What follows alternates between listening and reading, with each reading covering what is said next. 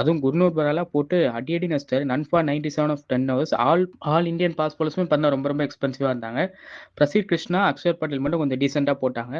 Prasidh Krishna 2 for 69 from his 10 overs and Axar Patel பார்த்தீங்கன்னா wicket எதுவும் எடுக்கல. பட் 10 ஓவர்ஸ்ல வெறும் 61 ரன்ஸ் தான் குடுத்தாரு. மத்தபடி பிரின்ஸ் யாதவ், குர்னூர் பராலா எல்லாரையும் போட்டு அடிச்சிட்டாங்க. பயங்கரமான ஒரு ஹிட்டிங் அதெல்லாம். பட்லர் எஸ்பெஷலி ஜோஸ் பட்லர் பயங்கரமா அடிச்சாரு. டேக் ஆன் பண்ணாரு. அண்ட் தென் இது நம்மளுக்கே தெரியும் ஒரு ஹியூஜ் டார்கெட். ஒரு மேமத் டோட்டல் தான். ஸோ எப்படி ஆடுவாங்க இந்தியான்னு பார்க்கலாம் தான் வந்தோம். ஸோ அதே மாதிரி பார்த்தா இந்தியாவை பார்த்தா நல்ல ஃபர்ஸ்ட் வந்து கொஞ்சம் செட்டிலாக ஸ்டார்ட் பண்ணாங்க. நல்லா டீசெண்டாக ஸ்டார்ட் பண்ணாங்க. 49 ஃபார் லோவர்ஸ் இருந்தாங்க 10 ஓவர்ஸில். அதுக்கப்புறம் பார்த்தீங்கன்னா சுக்மன் கில்லும் ரோஹித் சர்மாவும் நல்லா ஸ்டாண்ட் பண்ணி நல்லா அடிச்சு ஆடினாங்க. சுக்மன் கில் ஒரு 77 ஆஃப் 84 பால்ஸ் அடிச்சாரு.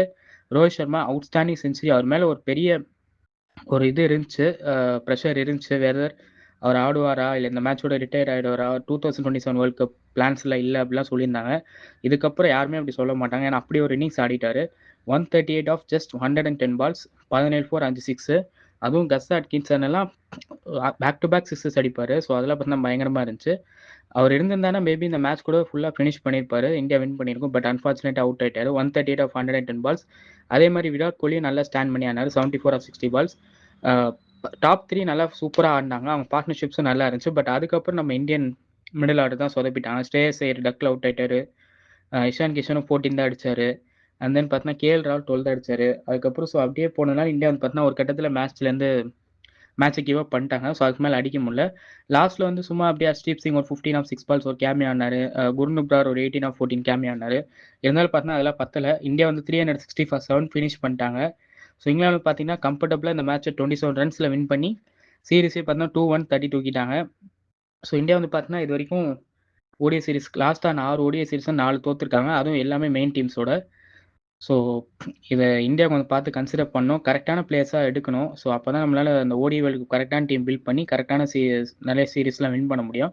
ஸோ இந்த மேட்சோட பிளேயர் ஆஃப் த மேட்ச் பார்த்தீங்கன்னா ஜாக்கோ பெத்தல் தான் கொடுத்தாங்க. ஏன்னா அவர் தான் ஒரு விக்கெட் ரோஹித் சர்மாவுடைய பிக் விக்கெட் எடுத்தார். அண்ட் தென் பார்த்தீங்கன்னா பேட்டிங்கில் ஒரு 91 அடிச்சார். ஸோ அவர் தான் player of the match. And player of the series பார்த்தீங்கன்னா டவுட்டே கிடையாது, ஜோ ரூட் தான். 3 இன்னிங்ஸில் சேர்த்து 249 ரன்ஸ் அடிச்சு 3 மேட்ச்லையும் பார்த்தா நாட் அவுட் அன்பீட்டனாக இருக்காரு. ஸோ அவர் தான் பார்த்தா player of the series. So England பார்த்தீங்கன்னா இந்த 2-1 சீரிஸை தட்டி தூக்கிட்டாங்க. இந்த ஒயிட் பால் சீரிஸை பார்த்தீங்கன்னா இங்கிலாந்து தான் ஃபுல்லாக டாமினேட் பண்ணியிருக்காங்க. So hats off to England. இந்தியாவுக்கு வந்து பார்த்தீங்கன்னா நிறைய கொஞ்சம் டிஸ்கஸ் பண்ண வேண்டியது இருக்குது. நிறைய ப்ராப்ளம்ஸ் கொஞ்சம் செலெக்ஷன்ஸ்லாம் இருக்குது. ஸோ அதெல்லாம் அவங்க ரெக்கவர் பண்ணிட்டு வரணும். ஸோ மறக்காமல் நம்ம சேனலை பார்த்தீங்கன்னா சப்ஸ்கிரைப் லைக்லாம் பண்ணுங்கள். மறக்காமல் ஃபாலோ பண்ணுங்கள். அப்கமிங் வீடியோஸில் இதே மாதிரி நிறைய கண்டென்ட் பார்க்கலாம். Thank you guys.